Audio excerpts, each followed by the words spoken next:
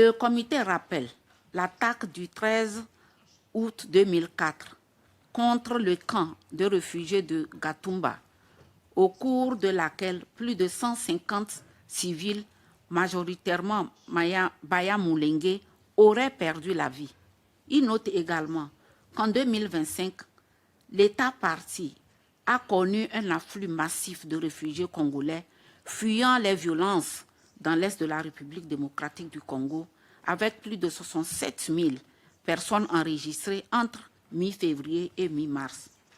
Si les autorités ont initialement accueilli ces réfugiés, des informations récentes font état de pratiques préoccupantes, telles que des cas de refoulement, de blocage aux frontières dans les provinces de Cibitoke et Bujumbura, ainsi que des arrestations ciblées et des contrôles perçus comme arbitraires, parfois fondés sur des critères ethniques ou linguistiques. Ces pratiques particulièrement touchaient les Baya-Moulengue et les Tutsis, soupçonnés d'entretenir des liens avec le Rwanda ou le groupe M23, y compris parmi les étudiants congolais vivant à Bujumbura.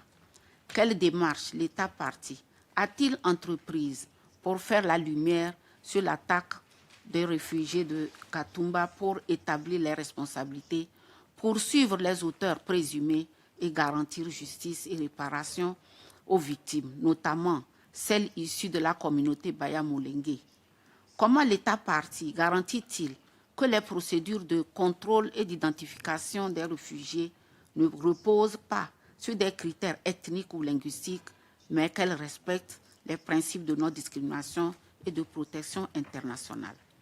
Quelles mesures l'État parti a-t-il prises pour prévenir les pratiques de refoulement, les blocages prolongés aux frontières et les contrôles arbitraires, supposés arbitraires, visant les réfugiés congolais en particulier? Quelles actions de sensibilisation ont été menées auprès des agents publics, des forces de l'ordre et de la population pour promouvoir les droits des non-ressortissants et prévenir les discriminations, les abus liés au statut migratoire?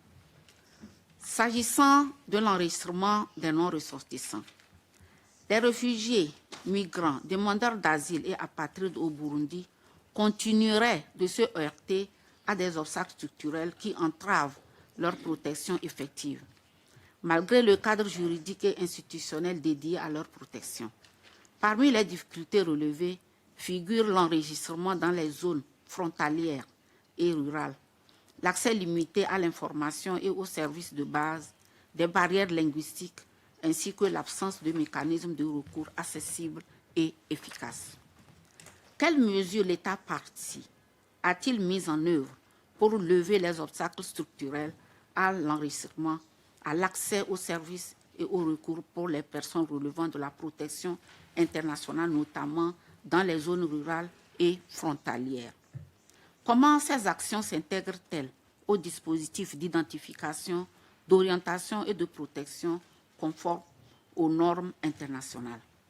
S'agissant des procédures de détermination du statut de réfugié, comment l'État parti apprécie-t-il l'efficacité du dispositif de détermination du statut de réfugié, en particulier s'agissant des délais, de l'accès à l'information, au recours et à l'indépendance des instances compétentes?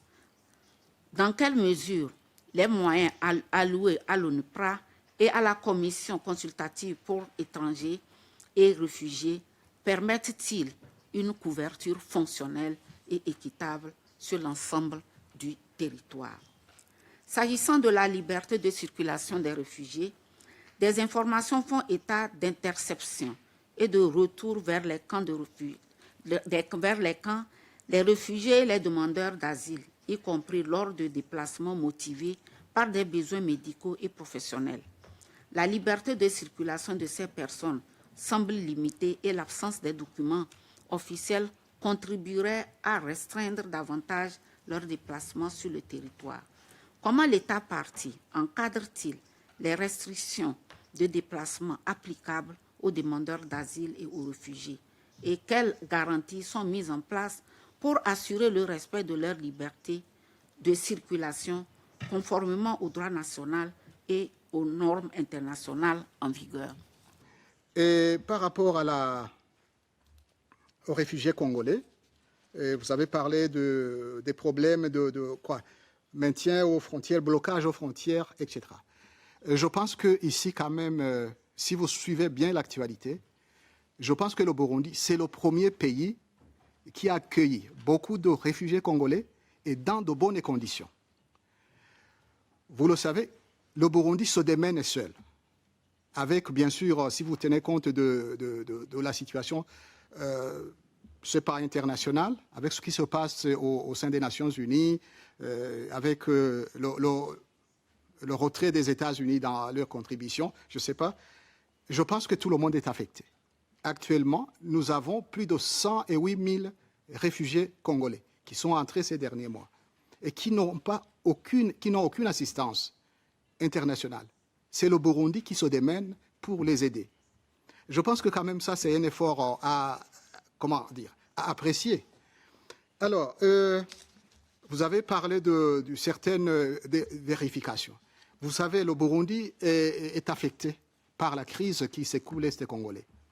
Et le Burundi, vous le savez, il y a des groupes rebelles qui combattent aux côtés de ces rebelles du M23 qui sont soutenus par un pays que vous connaissez et qui ont tendance à déstabiliser toute la région et surtout la frontière avec le Burundi.